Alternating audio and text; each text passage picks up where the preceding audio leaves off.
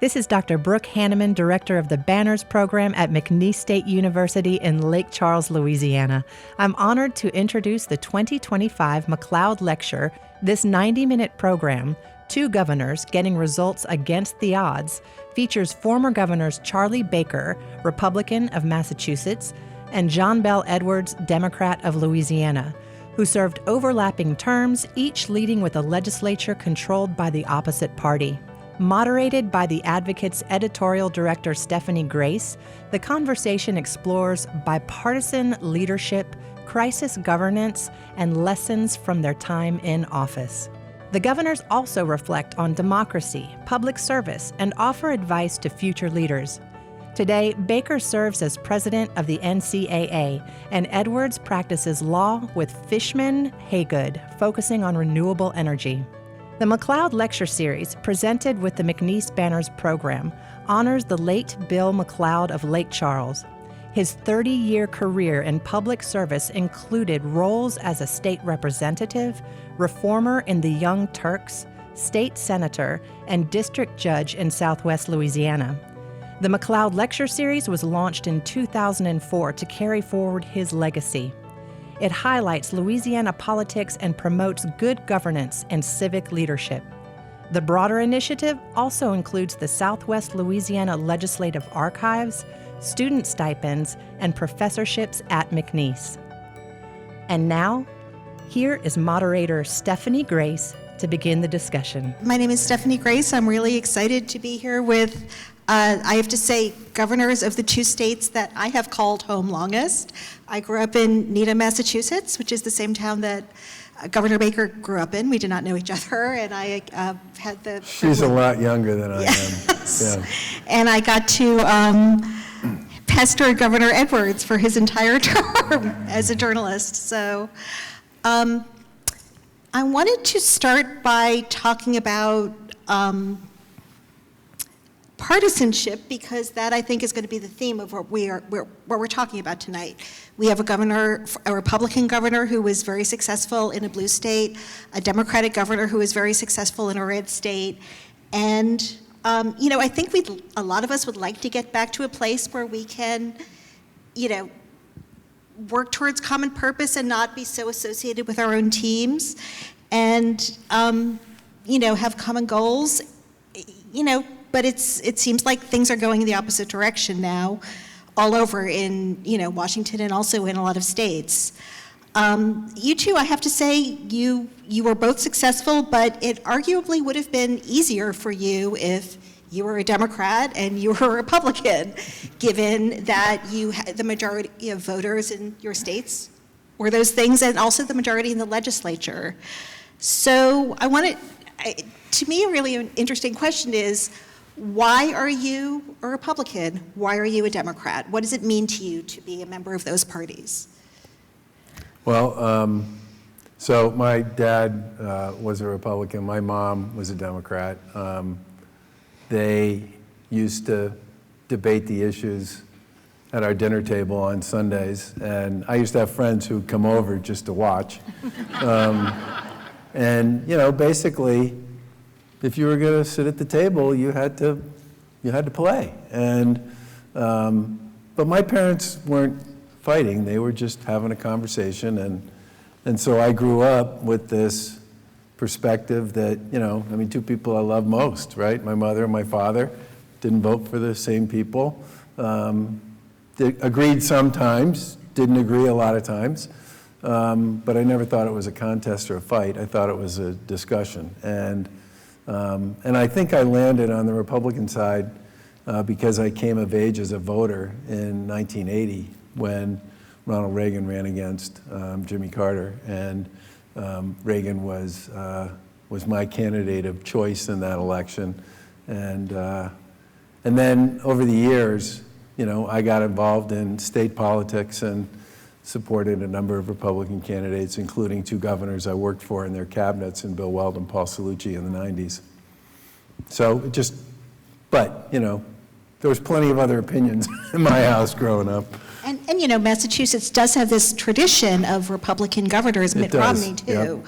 Which has always been kind of interesting. Maybe it's kind of a moderating impulse? Oh, if you were to ask well, first of all, Massachusetts it wasn't always like this, but right now the electorate is about 60% independents, about 30% Democrats and about 10% Republicans. I mean, it definitely leans blue, but it has a ton of independents, and I think those independents make what I would describe as independent decisions. And there's certainly this idea that if you're going to have a Democratic legislature where everybody's in there advocating for whatever it is people want to have happen, it's not a terrible idea to have somebody in the corner office who's sort of in charge of keeping things at least in some balance. And I do think you're right about that. I mean, for the past 24 years, 18 of those were Republicans.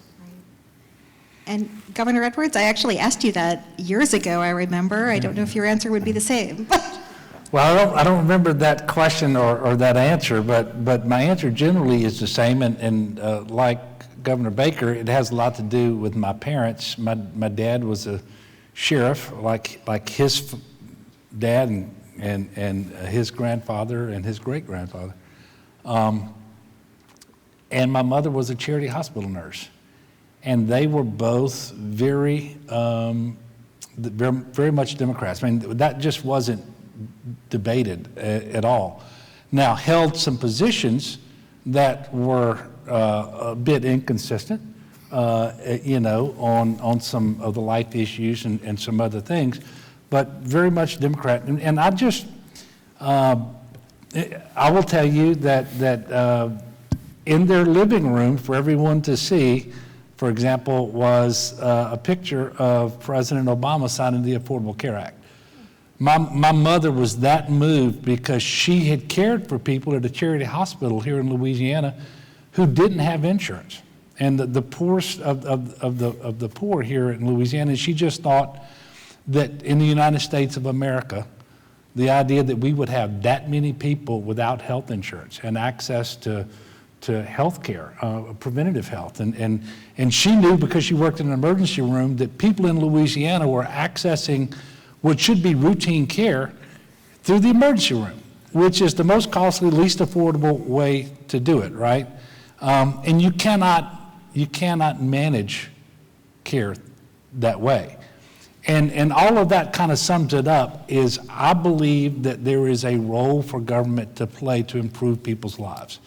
And so I am a Democrat today because, and by the way, if I try to strike a contrast between what I believe and what I think most Republicans believe, you can rest assured that I am not necessarily talking about Charlie. But there are a lot of Republicans out there who believe government is always bad. It cannot be made to work. You can't fix it. And for me, if you put those people in charge of government, it becomes a self-fulfilling prophecy. And you see exactly what we're seeing right now in Washington. And so I just cannot be a Republican, even though my party has oftentimes found considerable fault with me. So mine with me too. Yeah. Well, that kind of gets to the next question I was going to ask, which is, you obviously call yourself a problem solver. I think you governed as a problem solver. Is the word moderate, does that resonate with you, or is that just kind of a lazy way of saying not particularly conservative, not particularly liberal? I don't know. I think look, I'm definitely sort of, I think of myself as kind of center right. But the governor and I were talking earlier about the fact that, I mean, I served in the cabinets of two governors. I was very involved in the healthcare community in Massachusetts. I did a lot of work with Mitt Romney on his original legislation that got passed in Massachusetts, which dramatically enhanced the number of people who were covered in the Commonwealth. Which he disavowed when he ran for president. It works pretty well.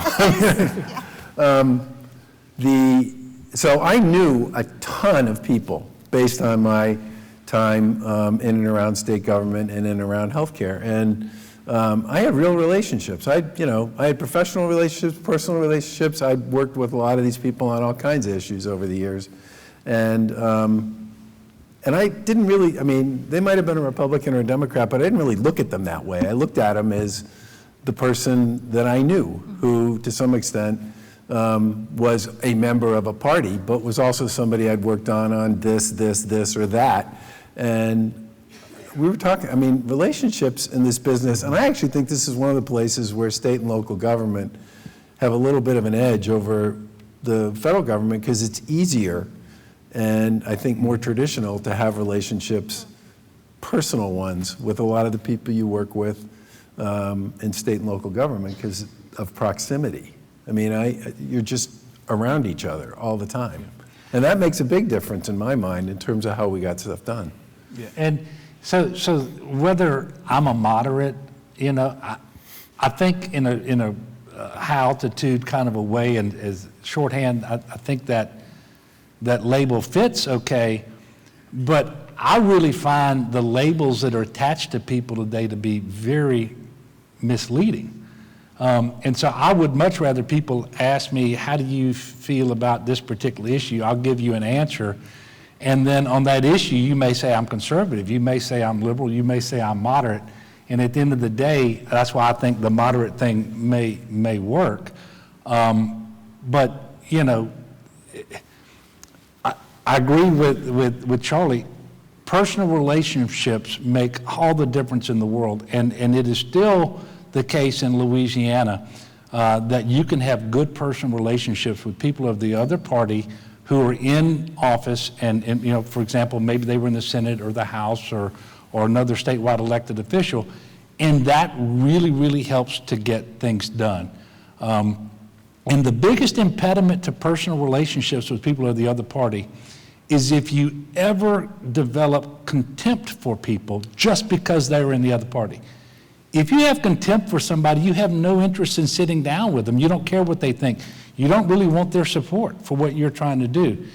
And so just trying to avoid that level of contempt, I think is one of the most important things in order to kind of work with people and move the ball down the field as best you can. One of the things that I always felt I had a fair amount of, and I hope people on the other side felt this about me, was there were a lot of people I worked with that I could trust. I could tell them exactly what I thought. I could tell them why I was trying to get something done. And I could say to them, I can help you on this, I can't help you on that. I'm willing to do this, I'm not willing to do that. And I wasn't playing a game. There are certain people I would only play a game with because I've known them for a long time and I know that's all they do. But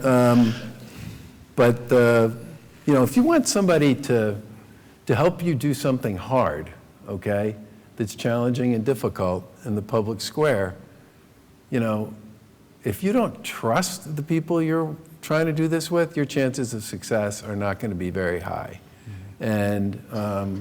And I think, trust is a currency in and of itself that I think does cross party lines, but I also think it's fundamental to success in public life. And I would argue it's in any big organization. If the people who are making a lot of the decisions and implementing them don't have trust, it's really hard to get things accomplished. Yeah, and that goes back to having those relationships. Serving 8 years in the legislature before I became governor, during my entire 8 years, there were people in senior leadership positions throughout the legislature that I had a long-standing, good working and professional relationship with. And so you can talk to them.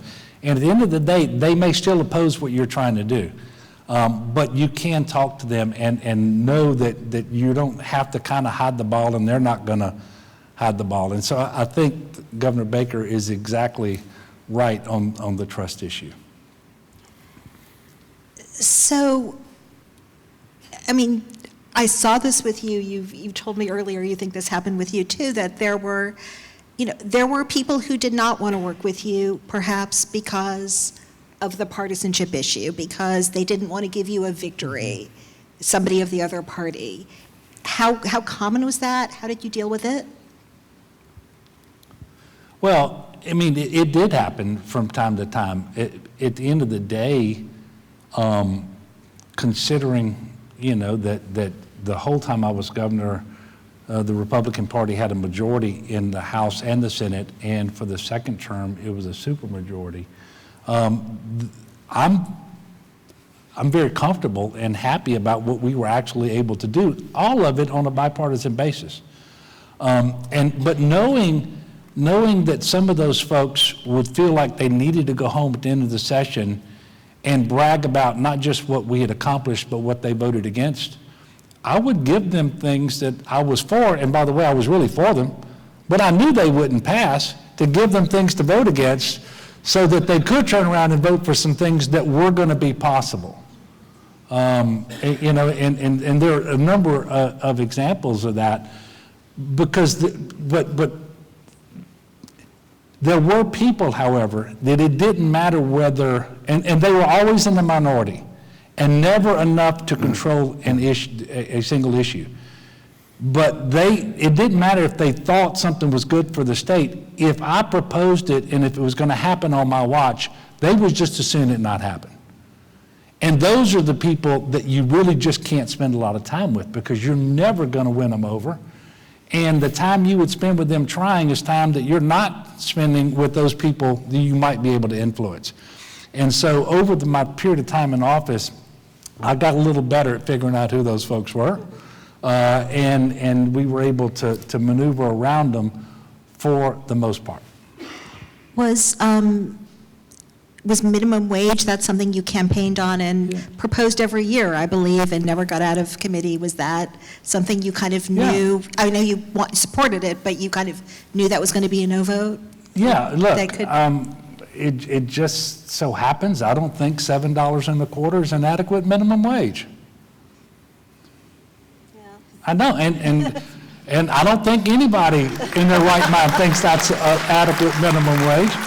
But I also knew it was very unlikely that we would ever get it out. But I would make it part of my package every year because I believed in it, and give them something at the very worst for me to vote against, so they could actually support something. And but that doesn't mean I wasn't for it. I mean, I was for it. I was every year we tried to take a little different approach. Okay, maybe we ought to let the people vote on it. I don't think the minimum wage should be in the Constitution. But after 7 years of the legislature not wanting to do it, I figured, okay, well, maybe they'll let us. They weren't going to do that either. So. Yes. Was there an issue that you kind of used that way, I guess? I mean, as I sit here and think about it, I can't think of a specific one, but I can say that, if there was something that I thought would have a hard time happening if it was my idea, I would just find somebody in the legislature who I had a relationship with, and basically say, why don't you make this yours? Right. Sure. And I'm perfectly happy to sign it if you get it through the process, and I'm perfectly happy to let you take all the credit, because at the end of the day, I don't care that much about that. I care about whether or not that item actually makes it. And that is being able to just not care who gets the credit in this day and age,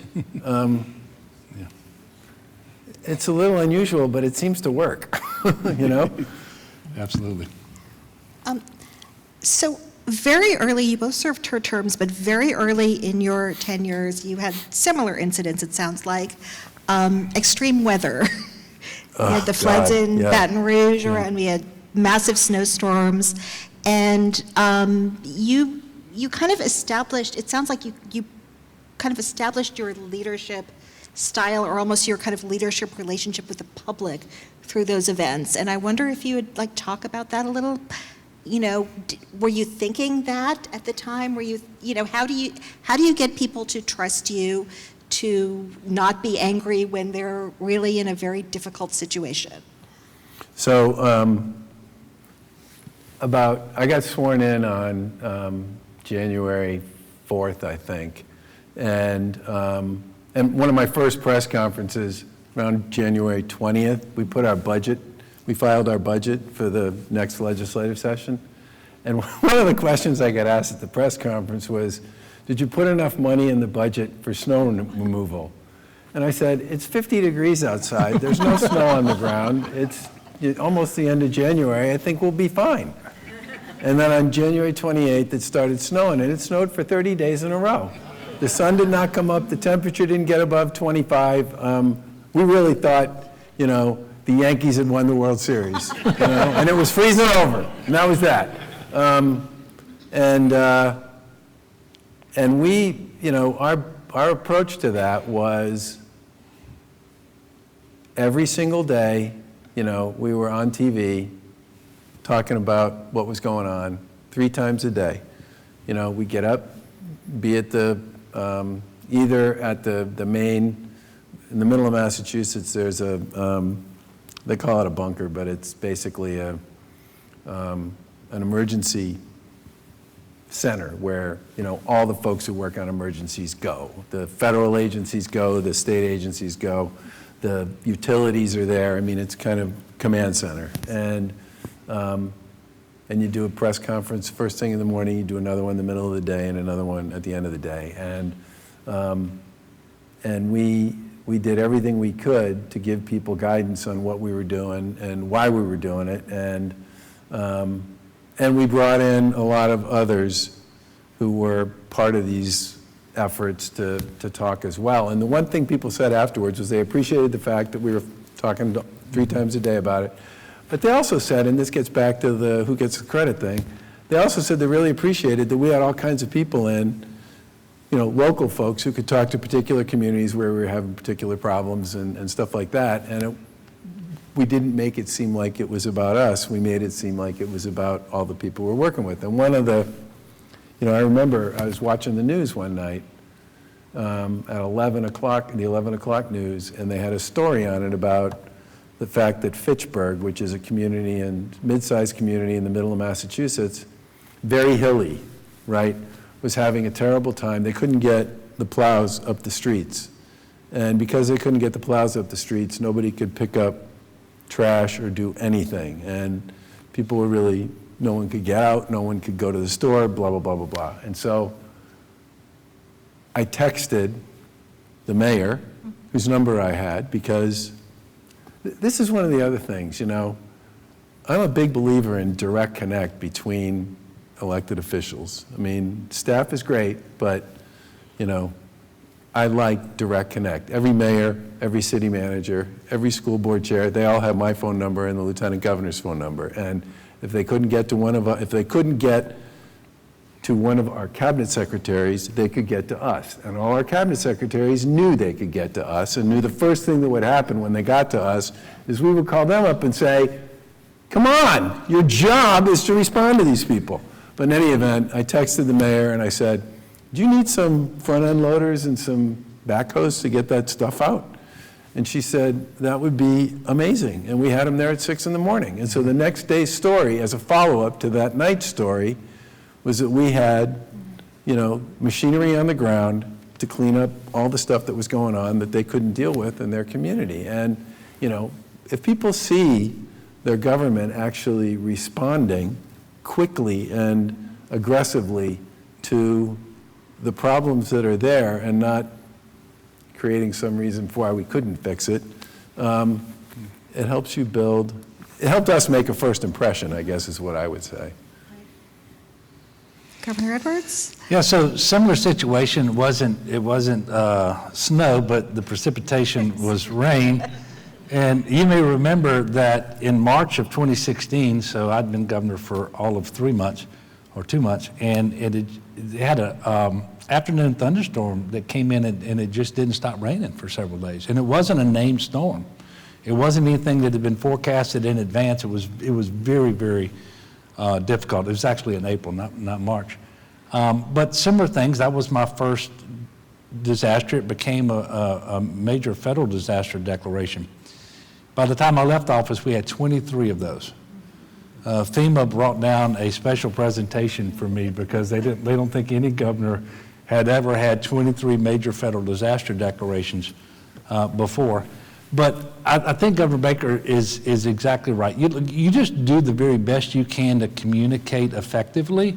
You tell the facts as you know them. And by the way, the facts change. It doesn't mean you lied. It means that things change. Your information gets better or whatever. But you speak hopefully so you can't be misunderstood. That was something they taught us in the Army. It's not enough to speak so that you can be understood. You're supposed to try to speak so you can't be misunderstood, and be calm, and try to do as best you can to get people to pay attention and do what it is that you're asking them to do. And when they see that you're out there working really hard and trying, even if they think you're making a mistake here and there, they'll give you the benefit of the doubt. And I quickly learned that the parish offices of emergency preparedness should be communicating directly with GOSEP in Baton Rouge, which would be his bunker, I assume. But I'm calling parish presidents and I'm calling mayors, because if I know what they need, or if I have something I think I can offer them, and at the same time they're actually requesting that formally through the Web EOC request, and I'm using some specific terminology here, then they're going to actually get that brought to bear much faster. Because I'm going to let GOSEP know what they're about to ask for and that I support it and we need to do everything we can, and they just see that. And so that actually happened over and over and over in Louisiana while I was governor, with various disasters, including forest fires that I'm not sure anybody in this room was alive. The previous forest fire that was a federal disaster in Louisiana. We actually had the Mississippi River at flood stage when a hurricane came in. That had never happened before. The hurricane that ravaged this community, Laura, in 2020, was the strongest hurricane ever hit. It actually went into Arkansas at hurricane strength. That had never happened before. So you cannot anticipate all of these things, but you can be prepared to the maximum extent that you can. You can have good people. And the one thing I would say that you need to do, and we always did this without fail, if we had two courses of action, I always went with the course of action that brought the most to bear the fastest, because you can ratchet down a whole lot faster than you can ratchet up. And so we always went into a disaster, and so, but we learned from every single one of them and tried to get better. And I will never say that I was God's gift to disaster response and management. I can only tell you we worked extremely hard at it, and trying to get people to understand that we were being as honest and as factual and as timely as we could in the information is critically important. And despite your best efforts, people are still going to get on social media and they know more than you know, right? And that's just the way it happens. But that,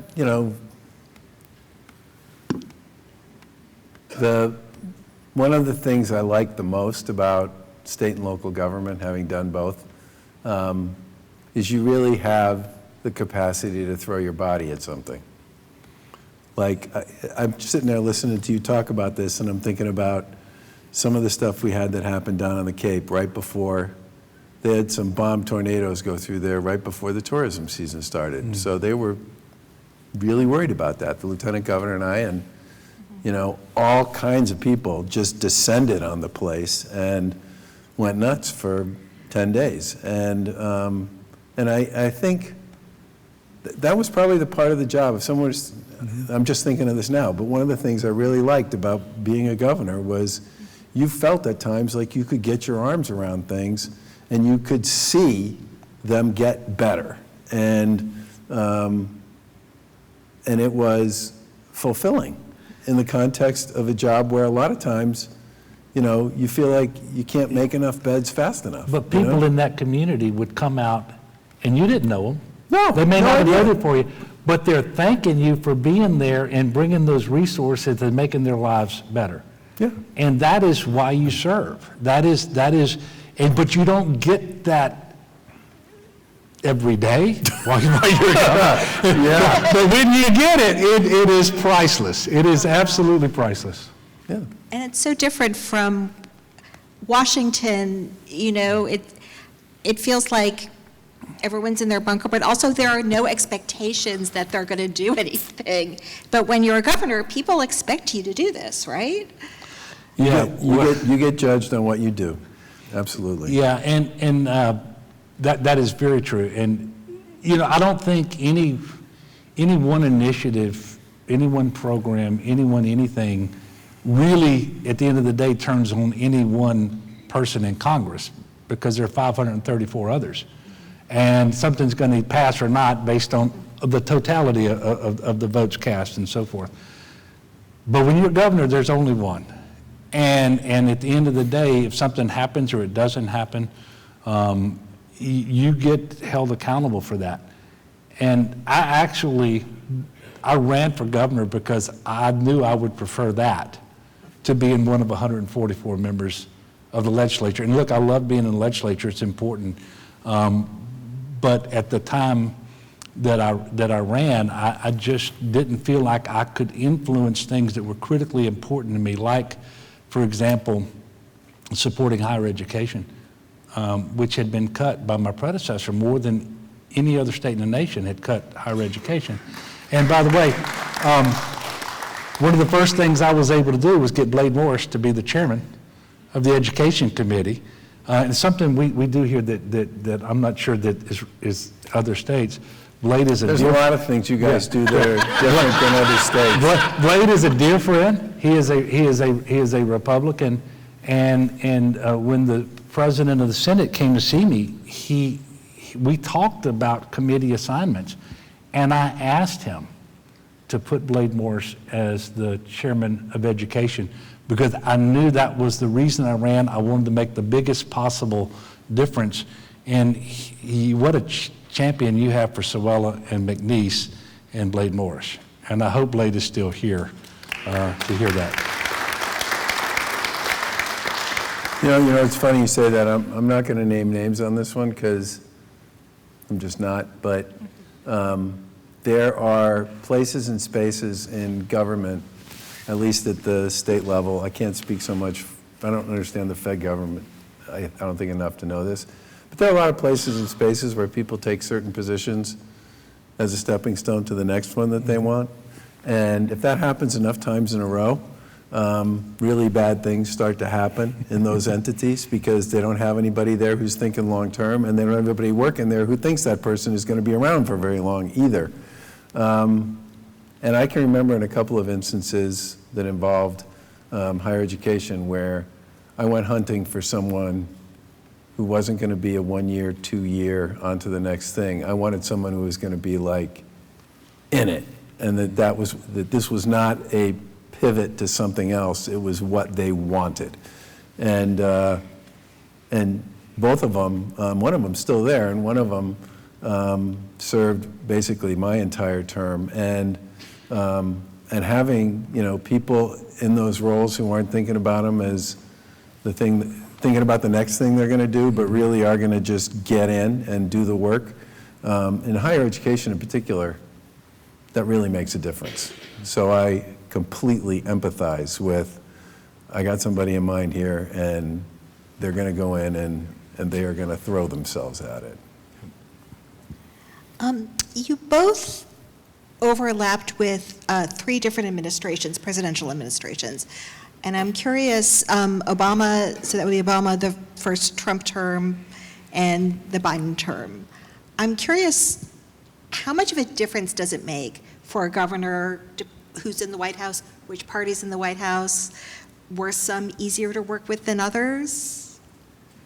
Most of my experience with all 3 administrations was cabinet secretaries. Those are usually the people you're dealing with more often than not, and they have stuff that is presidential priority, and then they have stuff that's congressional priority, and then they have stuff they just do because it's part of their responsibility, and I think the real challenge on that, what I would say is, it depended on the issue and what we were seeking with regard to which administration it was.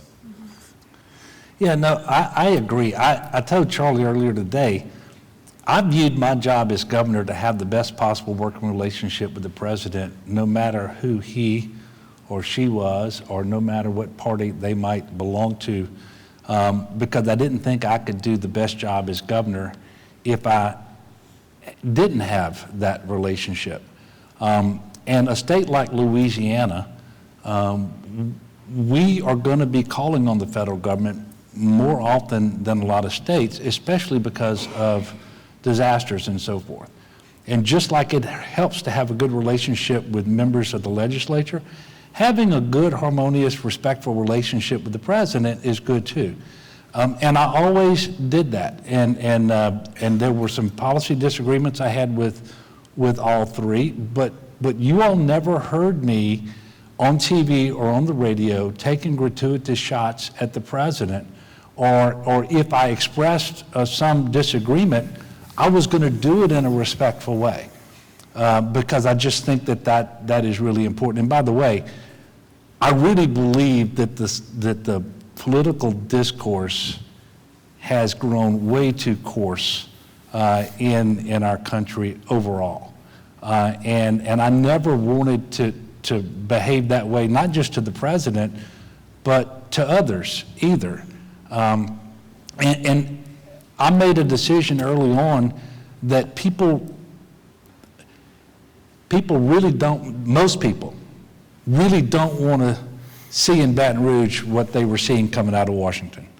And I really tried not to emulate what was in Washington, but to do things a little differently. And I think those relationships with the presidents did pay off. There was a time, in fact, when I don't know if it was you, Stephanie, but somebody in the media said that Edwards had to be Trump's favorite Democrat. Was that you? Might have been, yes. I mean, he campaigned against you, but otherwise you seem to have a very good relationship. So we really did have a good relationship, and I was invited to come and talk about criminal justice reform with him, and we did a bunch of other things. But he still came down here 3 times to campaign against me.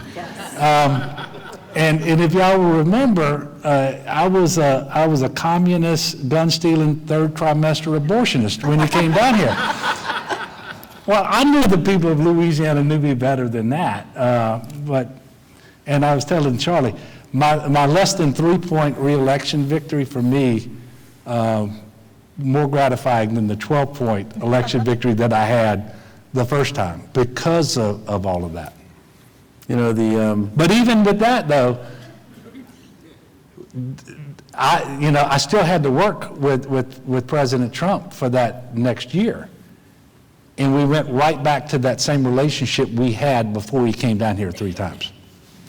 So I served on his addiction task force with several other governors. Roy Cooper was on there from North Carolina, and a host of other really talented people. And I made dealing with the opioid crisis, that was a major part of my first campaign and a major part of my first administration. And it's also something that President Trump has very deep feelings about, addiction generally, because of what it did to his brother. And I found that to be a thoroughly worthwhile effort, and some of the stuff we worked on actually found its way into federal law, which was great. In the Obama administration, the person we dealt with more than President Obama was the vice president, because he had sort of some of the dealing with the state stuff had been turfed to Vice President Biden. So we spent a bunch of time with him on a variety of issues we were working on.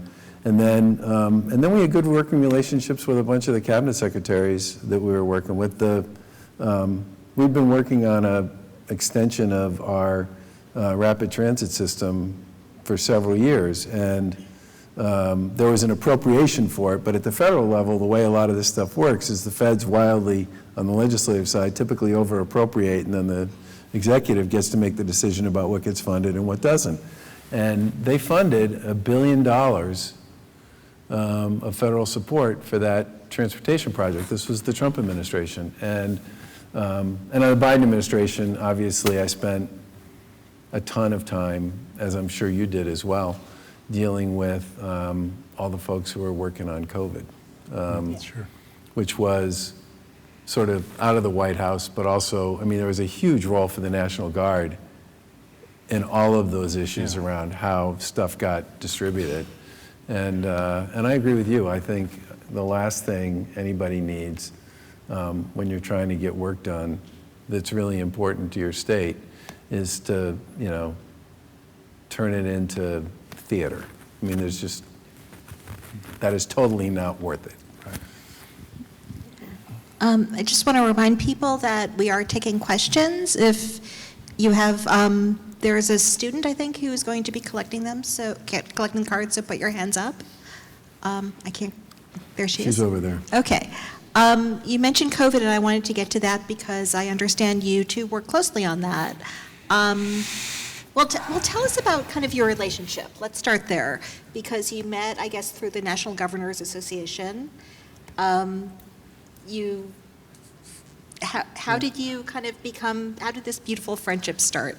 Let me start. John just said he agreed with me on pretty much everything. There you go, okay. Who doesn't like that? Yes. No, sort of intuitively, I believed that Charlie being a Republican governor of Massachusetts and me being a Democratic governor of Louisiana, that we couldn't be too dissimilar.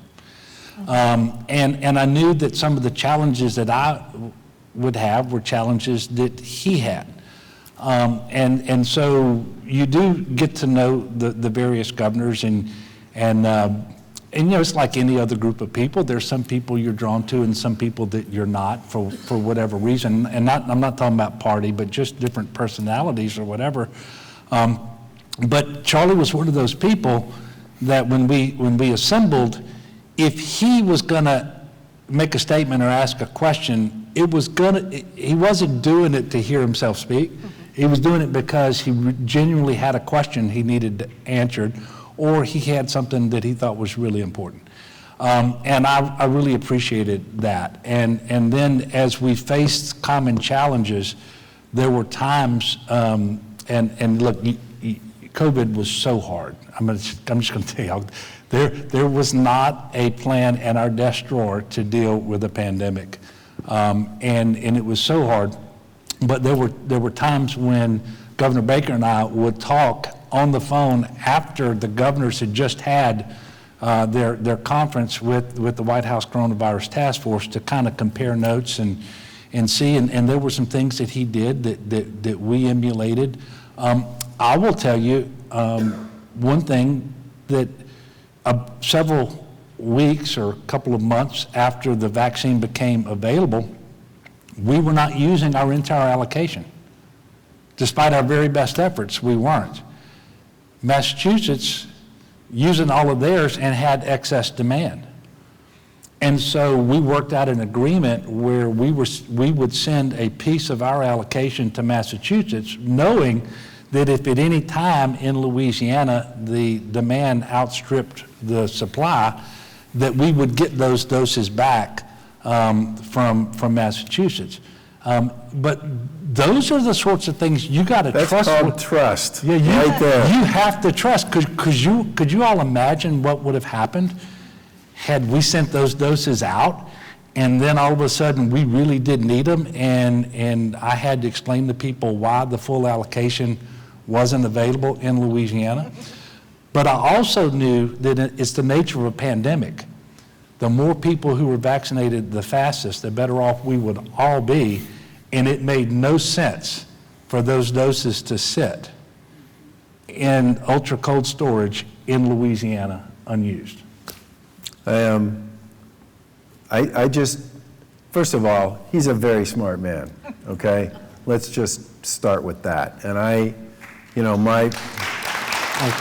you. And my parents are very smart, and I have always gravitated toward people who know more than I do.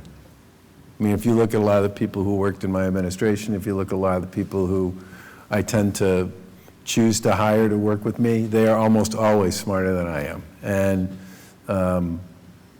And this guy brings an enormous amount of intelligence, common sense, rigor, and humor to governing, and that makes him somebody I wanted to know. And I, there's only 50 people who have these jobs at any one time, and they're challenging. And if you really believe in what you're trying to do, and you take it seriously, and you don't think it's a game, there are a lot of times when it hurts. And knowing that I could pick up the phone and call John and say, hey, Gov, I got this problem. Just tell me what you think. Even if I'm not doing that all the time, the fact that I can is incredibly reassuring. And there aren't a lot of people who sit in these chairs, and I could not agree more with you that, you in particular, as a Democrat in Louisiana, and me as a Republican in Massachusetts, supermajority Democrat legislature, supermajority Republican legislature, it's a much more interesting governing model. And I really, I was drawn to the guy. A big part of it is because he's a common sense, good person who's really smart and wants to do the right thing, which is what I like to think I am. And you are. I mean, how unusual is that in this group of 50? I mean, you think of some of them, and there are some who are really playing Washington politics. There are others who maybe less so. There are a few others, like, there was Larry Hogan. There were a few others who were kind of the, able to be successful in a state where their party was not the majority. But is this unusual? I used to talk to Ned Lamont and Gina Raimondo during the pandemic. They were at Connecticut and Rhode Island. I used to talk to Chris Sununu a lot, who was New Hampshire and Republican, and Phil Scott, who was also a Republican. I think for me anyway, I was willing to talk to anybody who I thought would be able to help me think through a problem that either they had already dealt with themselves, or I just thought based on whatever their previous experience might be. I tell you, talking to people who've served in the legislature, I used to do that a lot too, because I didn't serve in the legislature. I served in local government on a city council type thing, but I had not actually served in the legislature. And talking to some of the folks in our sphere who had served in the legislature, that was helpful. Yeah, so overall, I will tell you that I enjoyed meeting and getting to know all the governors, but you can't be especially close to all of them. First of all, you just don't have the time, and you don't have the common interest. You're maybe not geographically close enough, or whatever it is. But a lot of different personalities, as you can imagine, and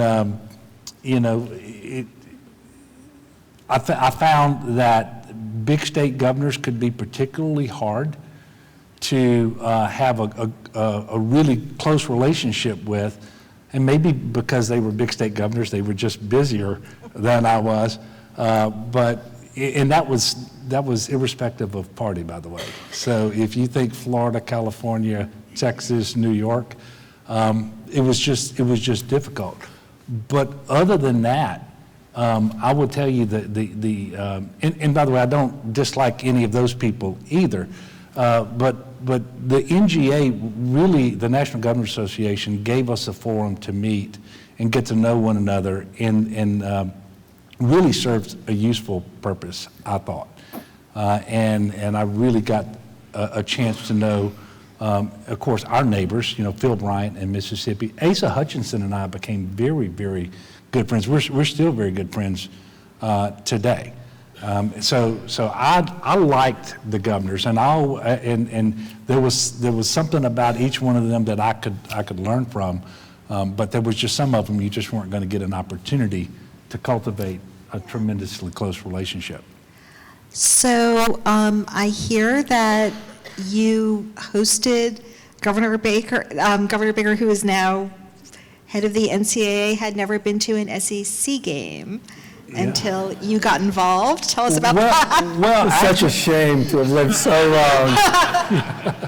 So, unfortunately, Governor Baker was from Massachusetts, and he had not experienced a Saturday night in Tiger Stadium, or maybe not any SEC football game. And actually, you say I hosted.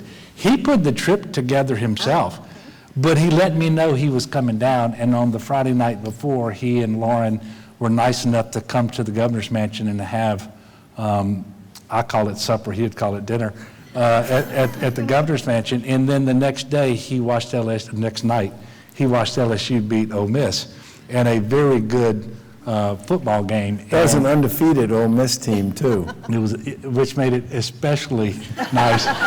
I made sure I gave him the button, go to hell, Ole Miss. I don't know if he wore it the next day. But that's, I appreciated him for letting me know he was coming down. But he actually organized that trip himself, and we were very happy to have him in Louisiana and to see a great victory by the LSU Tigers. That's fun. We don't have, professional sports are much bigger deal in the Northeast and in Massachusetts, but going to a big-time football game like that and just having a chance to wander around during the day and see the just caravan of RVs that's everywhere, and just the vibe. I'm guessing there were probably as many people outside the stadium as there were inside, even when the game got going, and the band, and it's really.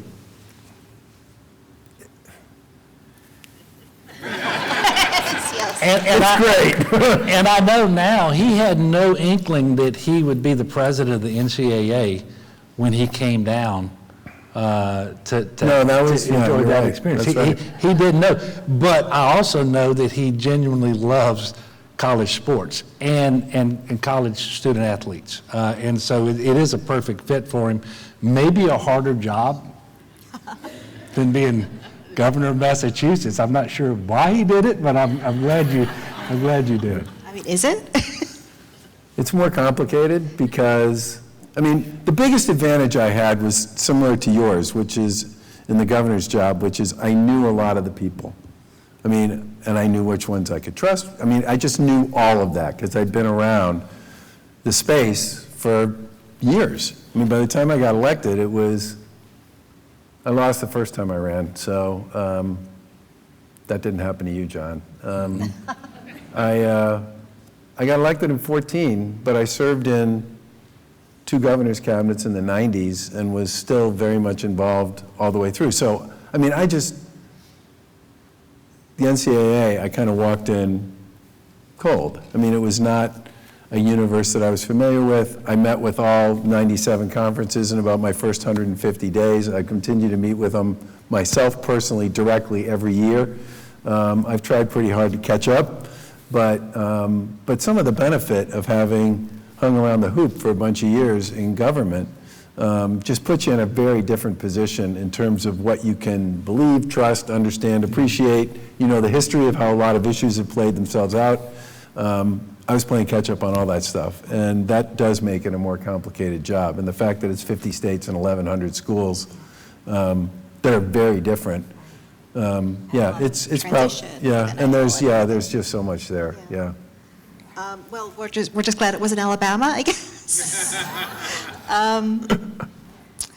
Anyway, we got some questions, so let's move on to those from the audience. Thank you for everyone who sent these in. What was the hardest decision you had to make as governor, and is there a decision you regretted? Who wants that one? Hardest decision.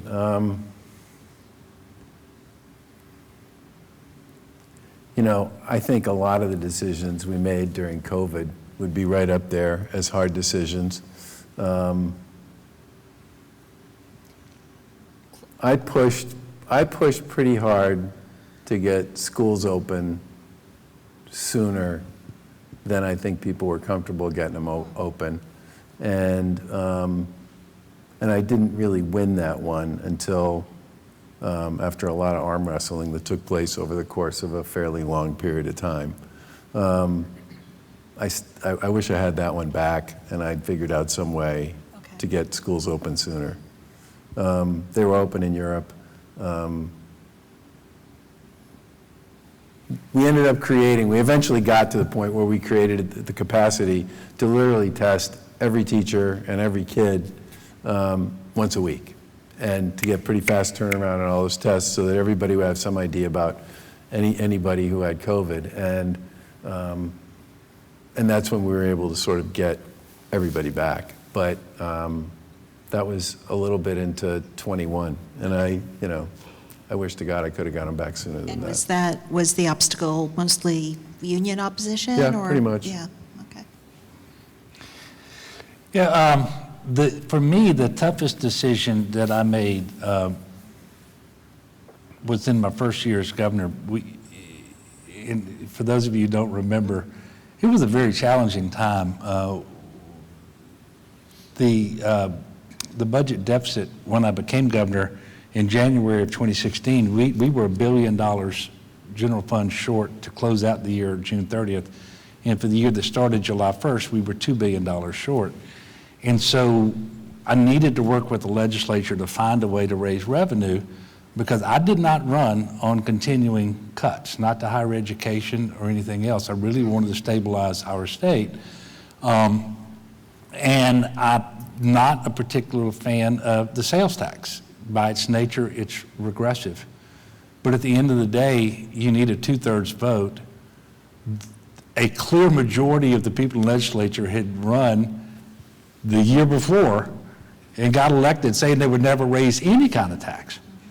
And it became very clear to me that if I was going to raise net new revenue, it was going to be the sales tax or it was going to be not at all. And it was a hard decision, but it was one that ultimately I became very comfortable with, because you don't get to do things as you might want to in a perfect world. You have to take the best option that's reasonably available to you. And so we did that, and we actually were able to stabilize the budget, and actually when I left office, we actually had $3 billion in the bank, and we had the highest ever investment in education, for example, and other things. But that all got started in a very difficult way.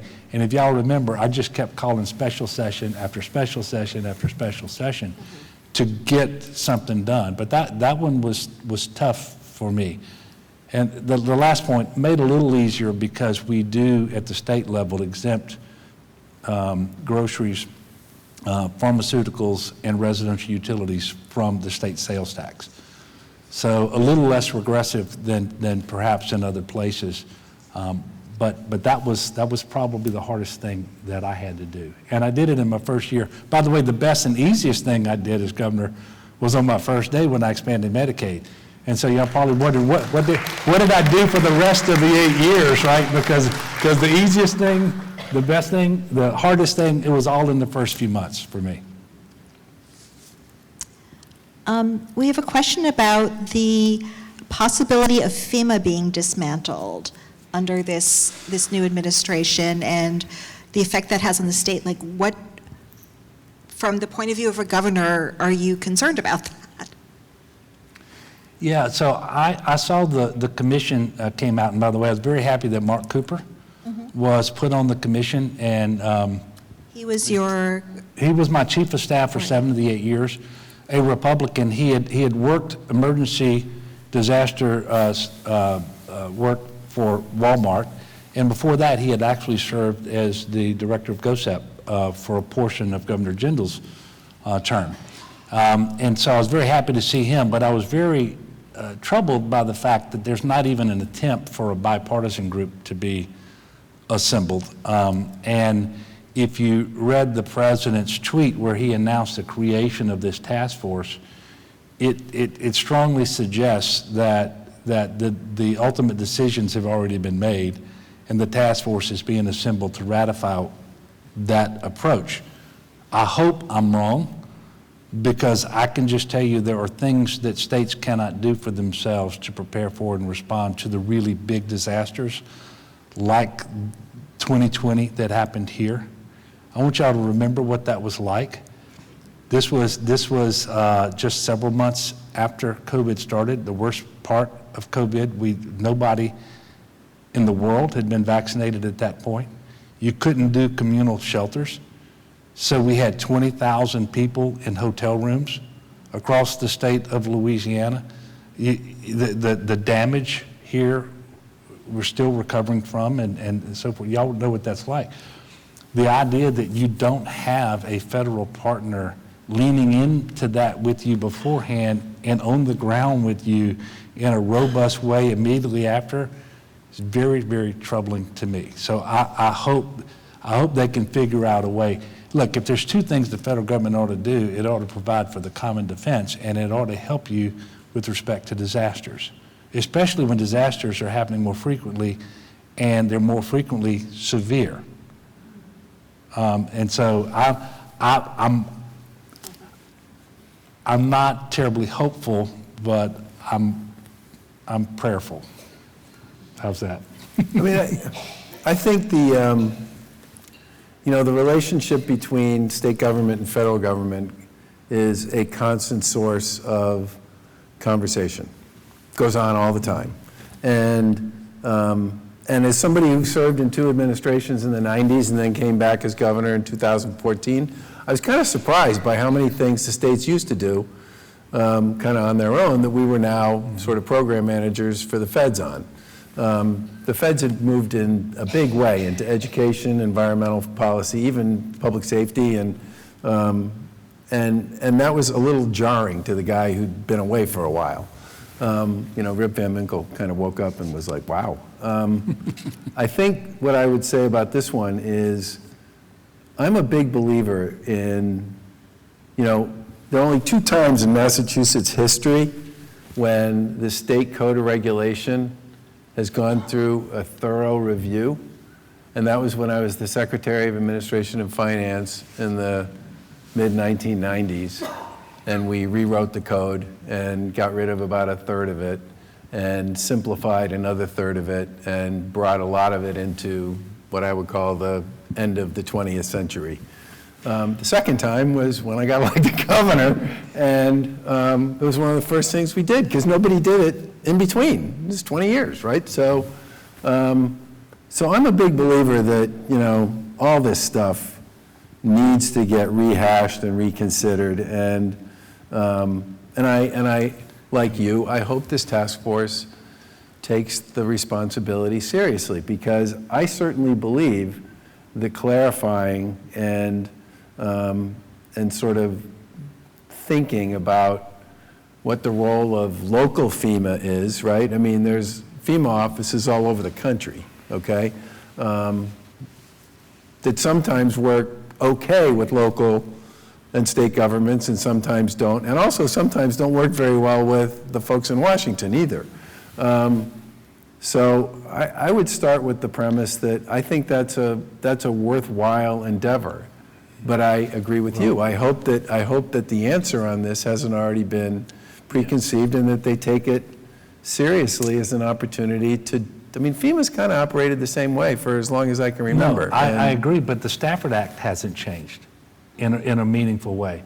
And so I did not mean to suggest that FEMA shouldn't have some changes, but they have to comply with the Stafford Act, and because a lot of times as a governor, I would ask FEMA, well, why are we having to do it this way? Or why are we having to wait? Why can't we do this? We could save money, we could be more efficient, we could shorten the timeline. And they would point out in the Stafford Act why they couldn't do it. I'll give you a really good example. Yeah. The way FEMA works is they will only pay and support to build something that gets broken back to exactly the way it was, right? So if I'm in Louisiana, okay, And the feds and the storms are bigger and tougher and more dangerous than they've been, and there are better ways to sort of prep and prevent, right? Under the way FEMA currently works, they can only build it back to the way it is. They can't build it back to the way that would make sense in 2025. And, so to me, the Stafford Act is a really great example of something that could probably stand for a makeover. And by the way, there is a per capita. So before FEMA can come in and the federal government's going to share costs with the state, the amount of damage in a given parish or across the state has to be a certain dollar amount per person. And so over time, those numbers have to be adjusted. And so I know one of the proposals from the interim administrator of FEMA is to quadruple what that, now that may be a little too much, but I do understand that needs to be adjusted. But I will tell you, for example, as a governor, I can't just call the chief engineer of the U.S. Army Corps of Engineers and task him to do something for me. But FEMA can. And this is where it gets really complicated. And so before you go out and just say, okay, FEMA, you're just not going to do this stuff, we're just going to let the states take care of it themselves. Let me tell you, that is, in my estimation, not going to end well for the large, complex disasters. Right. Has social media and the wealth of misinformation affected the ability of leaders to govern? I'm going to tell y'all something that you're just not going to believe. I did not look at social media. Really? Someone in your office I just didn't do it. Now, I had people who worked for me in my communications office. I had people who were married to me who were looking at it. And if something was particularly outrageous, so they would bring it to my attention on occasion. I just didn't do it. I always assumed that was a minority of people. But if you just look into social media all the time, you might convince yourself that was the majority, and I just didn't want to go there, and so it makes it harder to govern because the people you're trying to communicate with are getting in many instances, some really bad information, and you cannot disabuse them of whatever it is that they think that they know. And despite your very best efforts. So it makes it harder to govern, but it wasn't something that I dwelt on every single, I don't even know if dwelt is a word, that I dwelled on every single day. So in the 1990s, David Bowie did an interview where a famous reporter, whose name I can't remember, asked him a question about the internet. And David Bowie said, this thing is going to be awesome and terrifying because you're going to have a situation where there are going to be multiple versions of the truth and multiple purveyors of information being received by various people, and folks are going to be able to decide which information they want to choose to believe. And he said it's going to be almost like an alien life form. In like the 1990s, David Bowie, a musician, said this. The guy nailed it, and I think and the other thing about social media is the behavior, because it's social media and it's not physical presence. This proximity thing to me is really important, because it's not physical presence. People say things, and social media almost has a vibe to it where the takedown. Is just, that's what everybody's looking for, is the takedown. Where's my takedown? Where's my opportunity to, social media punch somebody? And I think a lot of that is bled into a lot of our public conversations, which I think is a shame. And I worry a lot about both the tone and the information thing. And that whole Bowie thing about you're going to have multiple truths, woof. I get the whole point about 3 TV stations and 1 story is probably not great, but we are so far removed from that. And And it's funny, my communications people, when I was governor, don't look at social media. Could I do that? Yeah. Absolutely not. Oh, really? Okay. I just didn't do it. I used to read the comments under the stories in the newspaper. Oh, wow. I would say never do that yeah, I with know. someone who writes the stories. I kept thinking that somewhere in there I'd find a nugget, But the impact of social media on public discourse generally across the board is really, really rough. I mean, college athletes, the amount of crap that gets directed at them is insane on social media. And it's made worse by sports betting. Sports betting has absolutely made it worse.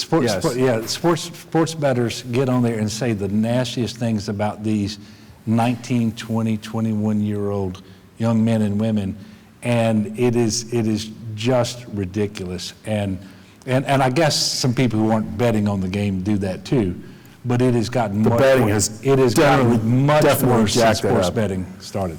And the other thing about that, go sit behind the bench at an LSU or a McNeese State or sort of any D1 basketball game. Just sit behind the bench and listen to what the bettors in particular yell and scream at the kids. Really? It's ridiculous. So was it a mistake to, we have sports betting in Louisiana, you have it in Massachusetts, I assume? We do have it in Massachusetts. When I was governor, but Yeah. you can't prop bet on college sports in Massachusetts, which is really important to me. And we've managed to, either through negotiations with gaming commissions or contractual obligations with some of the sports books, we've managed to get a lot of prop betting on college sports out. And I think we may be able to get all underperformance sports betting, or prop betting out. And does everybody know prop betting is? Define your, yeah. Yeah, Define the term, if you would. prop betting is betting on an individual performer's performance. Okay. And there's a lot of different things you can bet on. Are they gonna take the first shot, catch the first pass, hit the first free throw, miss the first free throw? I mean, all this stuff, and they're all part of parlays, which are the most popular form of betting, and actually, parlays lose 96% of the time, so it's also where the sports books make a lot of their money. And You got a lot of angry bettors. And it's really, really bad for young people to have their classmates and their schoolmates and other people coming up to them and say, hey, look, I don't want you to throw the game, but it would really help me pay my rent this month if you could just not take the first shot, if you could miss your first free throw, if you could not catch the first pass, if you could, I mean, it's literally like, and I think we're going to get to the point, if we're lucky on some of the stuff we're doing, where kids will just be able to say it's illegal. Stop. Just don't talk to me about that. Or those bets aren't available, right? Yeah. The overperformance stuff I don't like either, but I dislike it less than the underperformance stuff. Yeah, I don't know whether this is true, but I've been told you can bet on how long the Star-Spangled Banner is going to last. You can. Who's going to win Wow. the coin flip? I mean, it's crazy. So I'm not going to say legalizing sports betting in Louisiana was a mistake, but I will tell you, now that we've had it in place for a while, we ought to take a hard look at it and see where there are abuses. See if the companies have algorithms that allow them to target problem gamblers. And if so, stop it. Figure out if there's an increase in personal bankruptcies related to sports betting and that sort of thing. And if so, make sure that you're making adjustments. And so I would encourage the folks in Baton Rouge to really look at it from that perspective.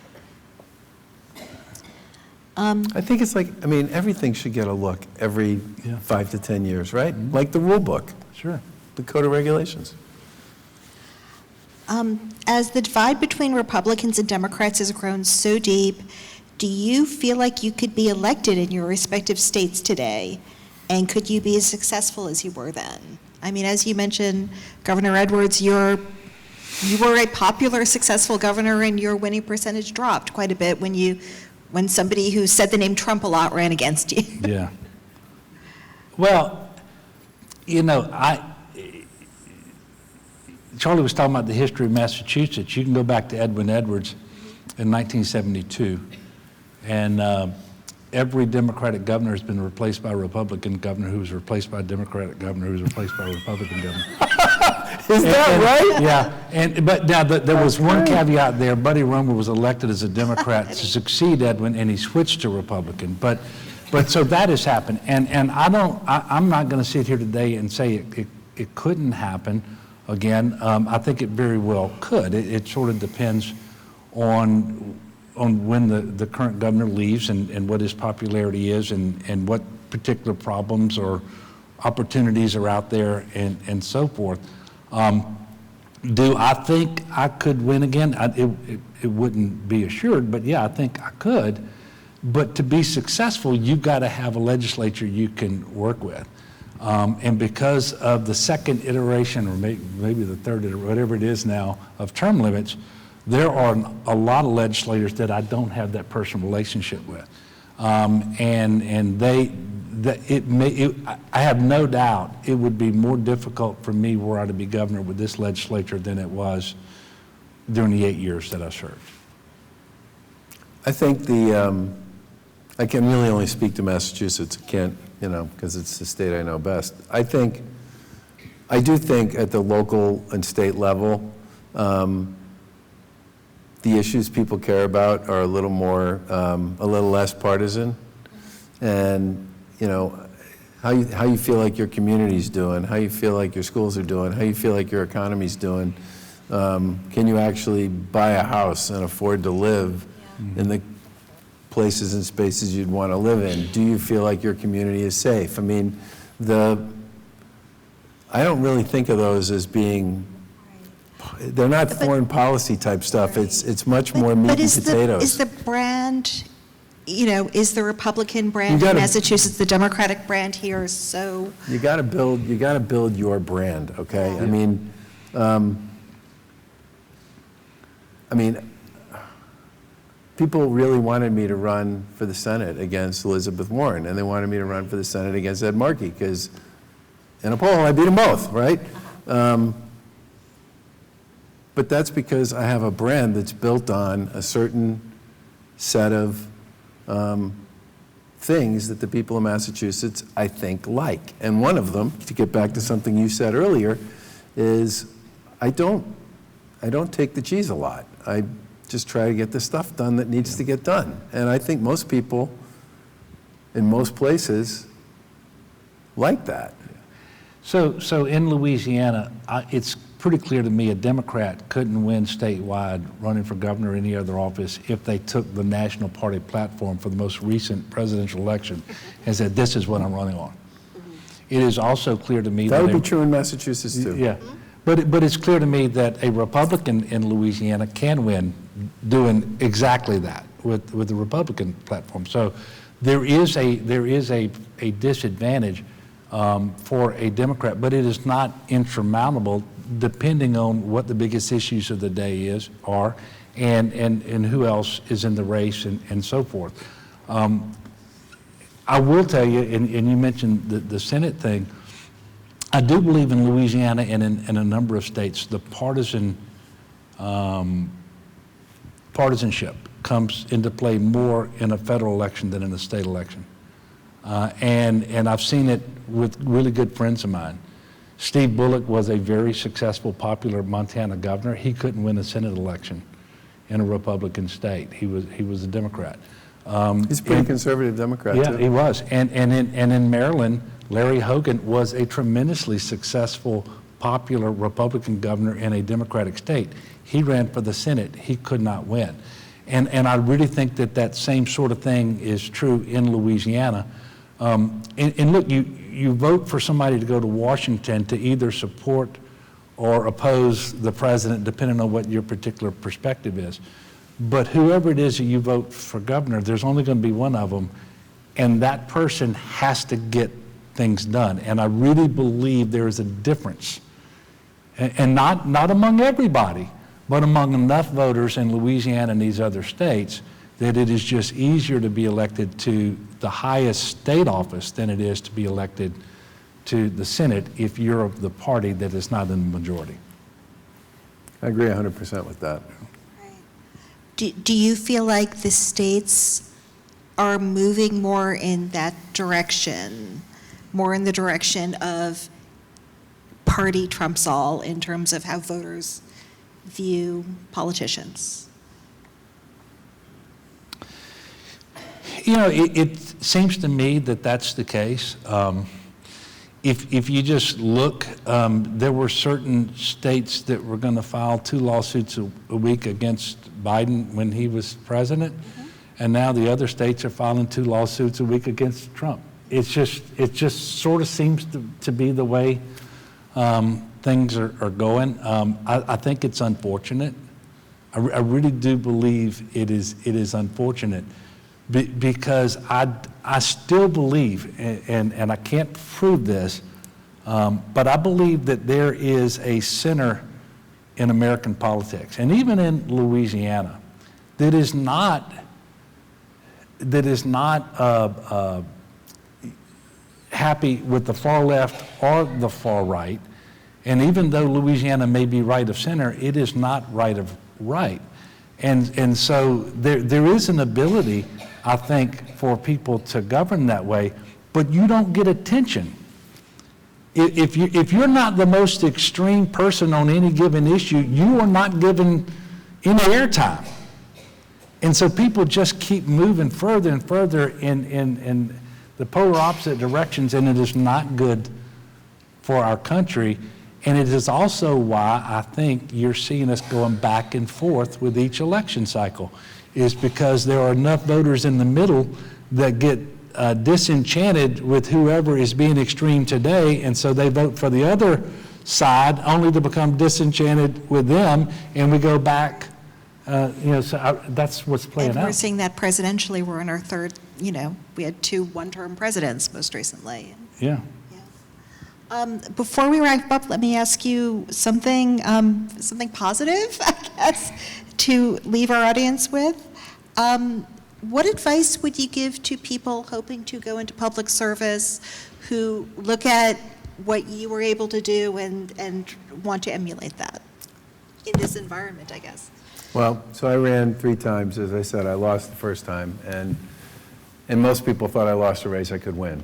It was very humiliating. And who was your opponent in that? Deval Patrick, who was the incumbent governor at the Yes. time, and just a magnificent campaigner. Whoa. There were times when I was running against him, and I'm thinking, what the hell am I doing here?